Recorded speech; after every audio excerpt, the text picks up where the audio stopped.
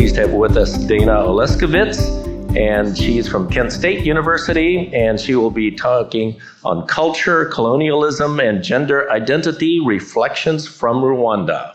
Welcome, Dana. All right, thank you. It's good to be here this afternoon. I will be talking about culture, colonialism, and gender identity, reflections from Rwanda. So I will build on what Tony talked about, but more on the social aspect and the political aspect of the gender identity and gender-affirming healthcare. But first, I'd like to introduce you to Rwanda.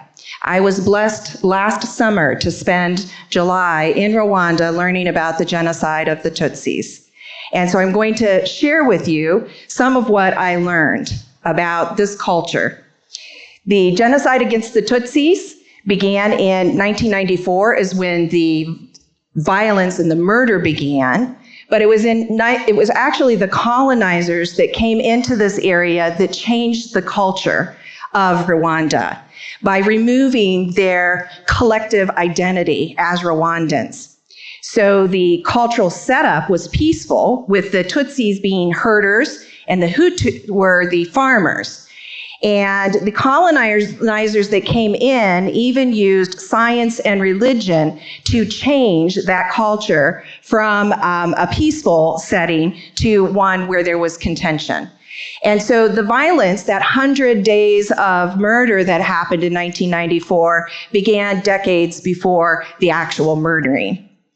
And so it really was neighbor against neighbor. People in villages killing one another that were living right next to each other. So that's not just a formality to say neighbor against neighbor. And so what was very profound to me as a Christian was the fact that the churches were used as part of the perpetrating of this genocide. In the villages, people would go to the churches thinking that it would be a sanctuary, and the perpetrators of that violence used those churches then to decimate the entire village. So that was a very profound and heavy trip when we would go to those villages. An uplifting trip that we made was to what they called a reconciling village, which was after the genocide happened, the social aspect of the Rwanda culture was really was worked on through peace and conflict and social sciences.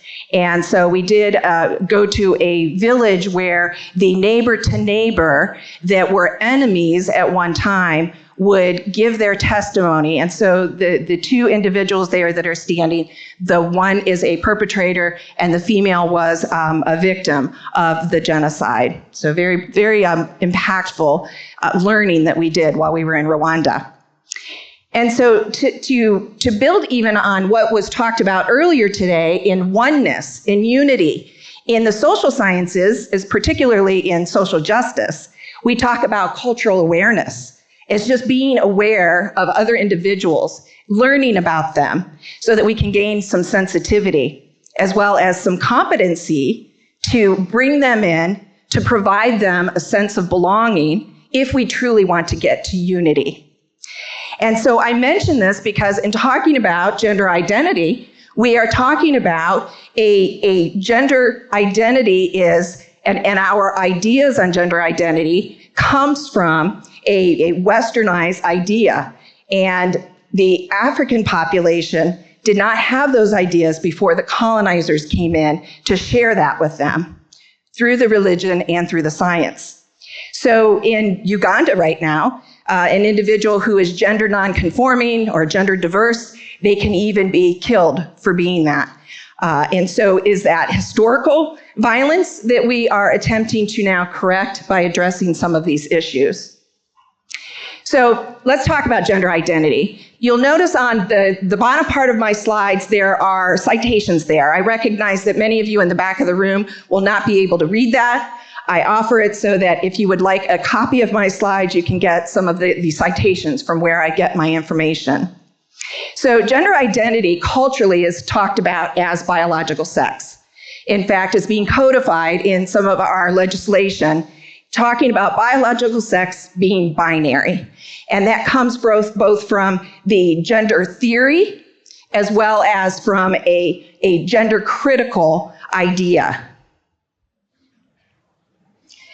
Gender is not biological sex, however. In fact, there's a paper that was just published a couple of weeks ago that looked at the neural pathways, and we see that the sex and gender are irreducible to one another.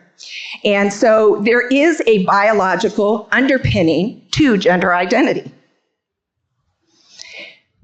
When we look at all of the information, not just medical and not even just biological, but all of the sciences, we understand that gender identity is more than binary. What population are we talking about? It's the intersex, the transgender, and the non-binary individuals. The gender diverse community it exists. It's the gender identity is an attribute within humanity, and we know this all the way back to antiquities. So it's not a society sickness any more than ADHD or autism. And so how we respond to this community is really important, particularly as Christians. They have been historically othered, but they are resilient. So I don't have time to go into the history of this, but it does matter, having an historical perspective on this community so that we can make better decisions in our medical applications. So I will just read one quote from the historical context, is by Dr. Harry Benjamin, that's cut off there. Intersexes exist in body as well as in mind. So even back in the 60s, we knew that the gender identity in the mind was a thing, a real thing. I have seen too many transsexual patients to let their picture and their suffering be obscured by the uninformed. After 50 years in the practice of medicine and in the evening of life, I need not be too concerned with a disapproval that touches much more on morals than on science. So following all of the evidence.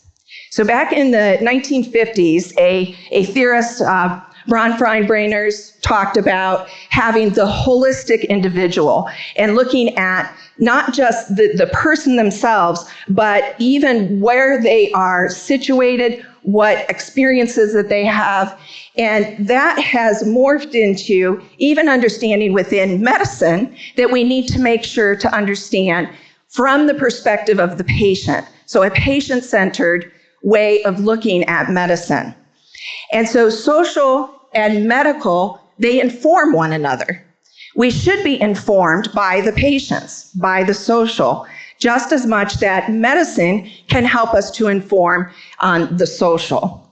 And so addressing some of, and I would say it's even disinformation that is happening politically right now, understanding the health disparities that are associated with this particular population, which is between 10% if we're talking transgender, where you're making changes to the body, up to 10% if we're talking about all of the gender diverse individuals. So it really comes down to recognizing that there are gender critical ideas and then gender affirming ideas. A gender critical idea, it comes from a place of believing that the binary is the attribute within the humanity that we should maintain. So anything that's not in that binary is not healthy. And if it's not healthy, then it really doesn't matter how much information that we come up with, because we've already determined that it's not healthy to be outside of that binary. That's the gender critical thinking. Gender affirming is, this is a normal variance, just like autism, just like ADHD, and we need to address it in that way. So we follow all of the evidence. And all of the evidence means not just medical. It means all of the social aspects, even in education, all of the disciplines. So we have a gender critical disinformation that's happening right now politically. There is a lot of scrutiny that's happening. The politicizing of this medicine, 10 years ago, there really wasn't, the medicine was happening, but people weren't aware that it was happening until more recently. And so there's even a voyeuristic to this because we are talking about the genitals. There's unfair expectations. Anything other than 100% of the efficacy means that there's something wrong with the medicine. And we don't hold any other medicine to that standard. We often exclude the trans voices. It's portrayed as evil. And sometimes the research that is available, it is claimed to not be high enough on that tier, the 3 tiers. So there's sensationalized false narratives that is happening in the gender critical arena. And so we have a known health disparity that was already known before it got politicized. And now that health disparity is even more intense because we are banning the gender-affirming care for young people. And if you're banning the care, then you can't have the long-term studies that are being purported that is needed. So it really is intensifying the health disparity. We're weaponizing science, essentially, is what we're witnessing. And so the Southern Poverty Law Center just put out a report to take a look at what's happening in those disinformation, connecting the dots, and the gender critical actors who are using lots of money to perpetuate information. And so having an awareness of that means that we can respond as Christians. I'll give you an example in Ohio. A lot of testimony happened down at the State House for the banning of gender-affirming care for young people. And some of the information that was being presented was, I won't go into a lot of detail because I have a paper that's coming out this fall in the Journal of Academic Freedom, so you can read it in more detail. But the president of the Ohio Children's Hospital Association, when he did his testimony, he had to address all 7 of these points right here. I will also talk about the CAS review, because it's getting a lot of publicity right now. And it is an opportunity for the communities, it's a community-based look at this medicine, yet the individuals who were involved in it, 32% of them said there was no such thing as a transgender child, which we know is not true. So there's context that's needed.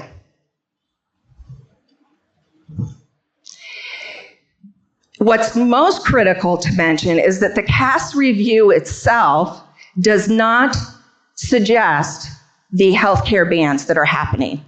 Yet that is not what is typically picked up by the popular press. So on the previous slide, there's a critique to the CAS review that I encourage you to take a look at. And then also this critique by McNamara that looked at, one of the quotes that I pull out is, expertise is not considered biased in any other realm of science or medicine. So this is what's happening. It's a culture war. We have a segment of our culture who is gender affirming and wants to raise their children under a gender affirming environment. And then we have the binary camp that is purporting that are supporting having a binary understanding of humanity as well as the culture that we're in.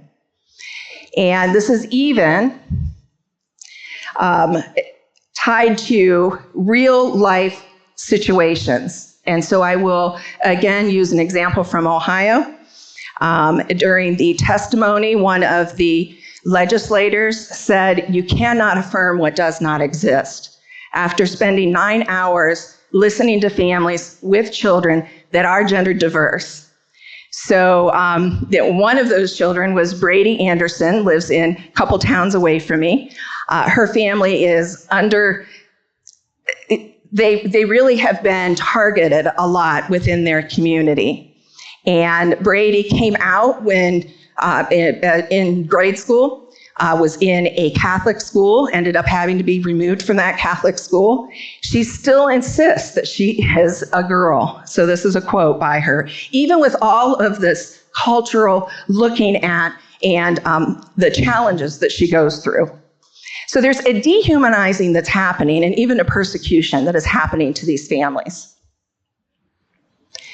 The natural order is an argument that's been made for a lot of different situations where we have a dominant culture that has power over another culture.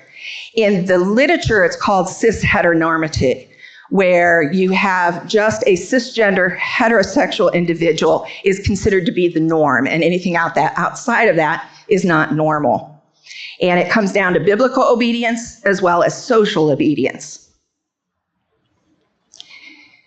So are we really talking about gender ideology, or are we talking about a colonization of the United States, essentially?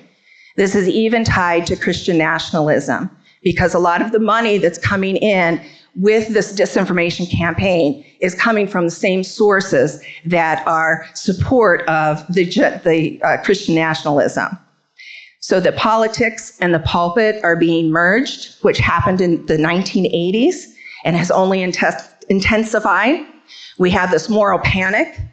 When about 5 years ago, there were 30 legislative across the United States. 2 years ago, when I gave a similar talk to this audience, we were at 150. Today, we're at 630. So it is a significant targeting of a minority and a vulnerable community. We're even creating some refugees, because families who want this medicine, because they are believing their child when their child says what gender that they are, and they have read the science as well as all of the other disciplines, they have to move out of the areas that they're in so that they can receive that care. So moral theology. There's two things that are oftentimes lost in this particular realm when we talk about gender identity, and that's the experiences of the people that are dealing with being gender diverse, and the history. There's a lot of history going all the way back to antiquities that this population exists. So we can grow in our moral insight, but doing that means being introspective as individuals and also introspective as a culture, and even as a Christian culture. So to talk about the Oppenheimer impact, everyone's probably familiar with Robert Oppenheimer that developed the atomic bomb. They were so focused on the war and coming up with a weapon and winning that they lost sight of the people that would be impacted. And the pastoral theology that's wrapped around this is understanding what the impact can be and discerning where is a healthy reaction to this community and where is a harmful reaction to the fact that we have a gender diverse population. And then humility. As I mentioned, making sure that the trans voices are involved. So when the trans voices are not involved because they're considered to be mentally ill, then we are limited in our understanding of how we can best serve them in the medicine that we provide. So I'll leave you with one final quote by C.S. Lewis on punishment. Of all tyrannies, a tyranny sincerely exercised for the good of its victim may be the most oppressive. So I would propose to this audience that we have created gilded cages for the gender diverse population. And not only have we put them in a cage labeled boy or girl, but now we are using them, much like the miners did, as canary in the mines. And this is part of the authoritarianism, part of the politics that's happening. And so I return us to Rwanda. And I want to mention that while I was there, I slept in the foreground. You can see that there is a building. And this was the old monastery. This was our sleeping quarters. This chapel here, every morning at 7, there would be beautiful singing happening that would wake me each morning. And I was connected to my faith thousands of miles away that was so impactful and so meaningful to me. There was a unity. I attended church there. I attended church at St. Famille. And so when we think about the passage of blessed is the nation whose God is the Lord, the people he chooses for his inheritance, such a powerful passage can be used to advocate for Christian nationalism, where we use power, or did Jesus not formulate a partnership with the powers in the government and instead reached out to those who were vulnerable in the community? And with that, I will share some of the publications and presentations that I have done recently. I'll mention the one at the top there is the publication in the Journal of Academic Freedom that comes out in the fall. And thank you very much. I will entertain any questions.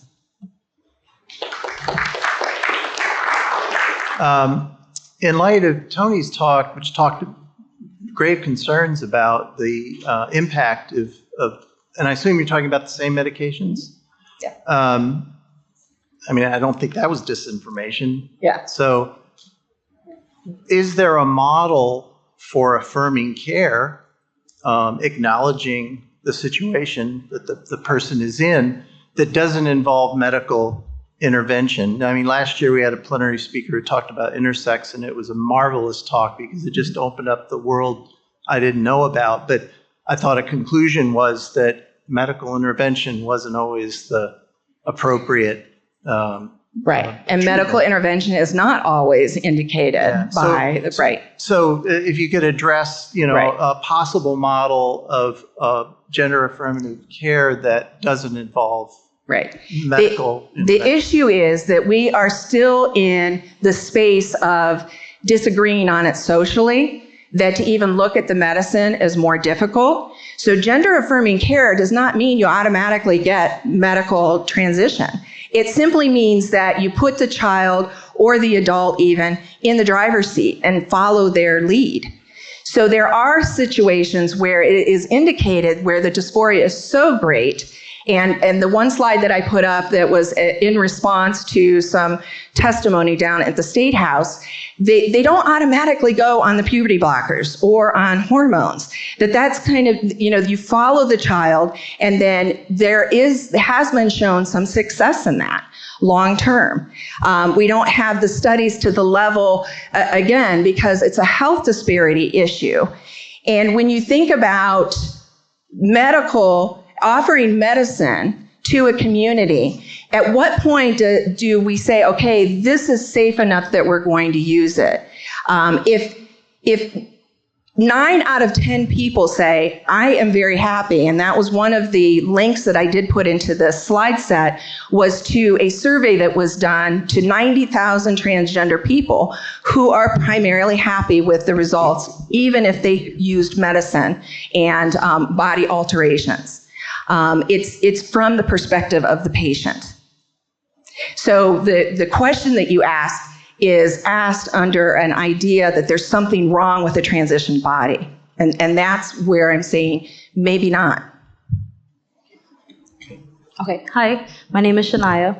Yeah. I have a background with education, so I've been a preschool teacher, and just last year I would have encountered a student, a 5-year-old girl, who was in my classroom, and this was the first time I had this encounter where she was clearly stating, I'm not a girl, I'm a boy.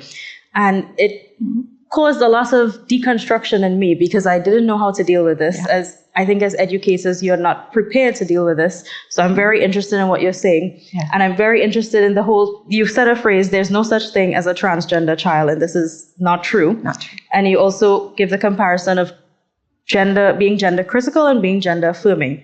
But you can be gender affirming outside of the realm of healthcare. So as I'm saying, I'm talking about education. So how would this being gender affirming look in a classroom when I am not just dealing with one student, but I'm dealing with many students who are, picking on this child, saying, why are you wearing a pants when all the other girls Right. are wearing a skirt? Why do you have that haircut when everyone else, when all the other girls have long hair? So my approach to deal with it, without being prepared to deal with this as a teacher, it was to maybe engage in a conversation with the student, like, why do you feel like you're a boy and not a girl?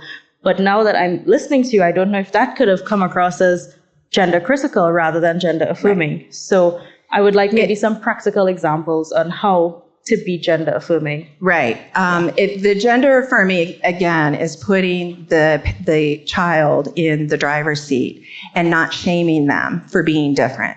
And that allows them to have a sense of belonging, because the binary idea of gender is a cultural thing.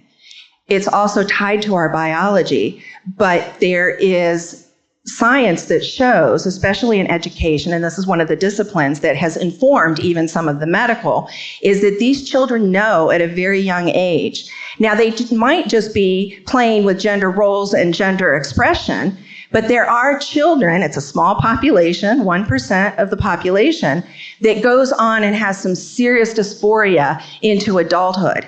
And if we force them into a puberty that doesn't align with their identity, that causes them challenges later in life. And so that's why we address it at a young age.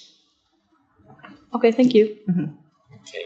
I think you were next. Yeah. I just want to ask, maybe your reflections about how we as communities can even kind of discuss an issue like this, where the presentation I'm seeing here is two culture war binaries, and there's no space kind of in between. And I'm reflecting on, sort of a century of wars about creation versus evolution, where, you get these strange things where you've got young Earth creationists arguing, debating with New Age atheists, and they're both agreeing on something very, that basically this is this binary. You have to treat Genesis 1 and 2 literally, or it's this false binary. But both sides that are engaged in this as a culture war fight are invested in maintaining a binary on a worldview level, which is a false binary. So I'm just curious, I don't see how we talk about it if it's this polarized. All right, well, let me put my ASA badge back on. We do it at meetings like this. We talk about it, and we address it in a scientific as well as in a Christian forum. I think we only have time for 2 quick questions. I'm sorry. Yeah. So you're next. This is a quick question.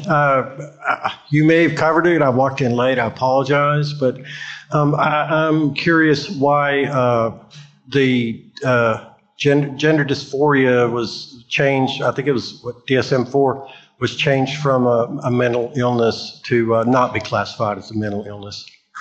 Once again, it's because we are putting the patients in, we're listening to the voices of the community. And the community was tired, quite frankly, of being labeled as having something wrong with them. Now, they're not afraid of the fact to say, we do have some mental issues. We are neurodiverse. And so how we address that, though, matters. And there can be labeling that can be intense when you use the mental illness. And so by and large, when the medicine happens, whether it's just counseling or even a body modification, they're happy with it. And that is definitely in the literature. I have citations. I also want to mention that I just launched this website, genderstudyhub.org, and I've linked to a lot of that information. I encourage you all to go there. Okay. My comment is a little bit similar to the binary comment. I mean, you bring up some tragic examples of persecution, which I think we would all agree we want to avoid, especially as Christians. But I wonder if there's room for more gray. So, I mean, you say gender is not biological sex, and cases of intersex would show that to be true. But can we not say that there's a strong relationship between the two and find a gray? So again, instead of being gender critical versus gender affirming, can we not be person affirming, give people options, educate? And I mean, there were a few other examples. It seemed to me like we're missing a lot of the gray areas. And you went through quite a few of your slides quite quickly that I missed some, but sorry. Yes, I agree. And it is more nuanced than that. I use the terminology gender critical and gender affirming because we really are talking about whether individuals believe that we are binary as individuals and we must maintain that binary, which sets us up culturally. in such a way that were exclusionary. For example, Title IX, they're using biological sex now, and so the gender diverse student that was just talked about does not get accommodation, and that's not fair. It takes away their autonomy. It is an equality and an equity thing. So we do not allow people under, I think, 21 to drink. We also do not allow someone to have sex with a minor. And yet we are allowing people to change their bodies. I cared for my mom when she was older and had dementia. She wanted to leave every night because I loved her. I did not let her leave.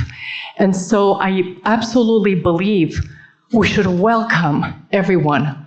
We should affirm them in who they are. But there are things that are not good for them, and I do believe transitioning is not. And what's your question? And so why are we allowing children who are not yet ripe to make decisions that will impact their lives? And many, from what there are plenty who are not happy and later change. So in answer to your question, who makes that decision? Is it the families or is it the society that makes those decisions? And so parents who have done the research to look at this and have made a decision that it is in the best interest of the child, that medicine is being taken away from them. Okay. All right. Thank you. Let's thank Dana once more.